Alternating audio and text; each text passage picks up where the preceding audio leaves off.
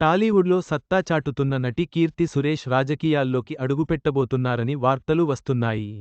ఈ వార్త సోషల్ మీడియాలో చర్చనీయాంశంగా మారింది.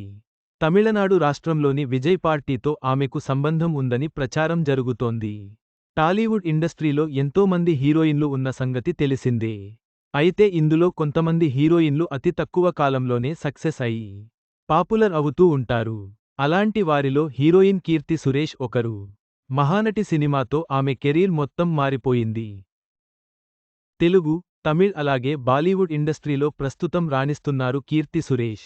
నేను శైలజ సినిమాతో తెలుగు చిత్ర పరిశ్రమలో అడుగుపెట్టిన ఈ బ్యూటీ ఆ తర్వాత వెనక్కి చూసుకోలేదు.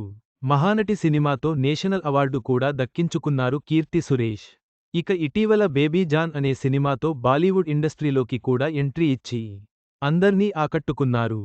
అయితే అలాంటి హీరోయిన్ కీర్తి సురేష్ రాజకీయ అరంగేట్రం చేయబోతున్నట్లు తెలుస్తోంది.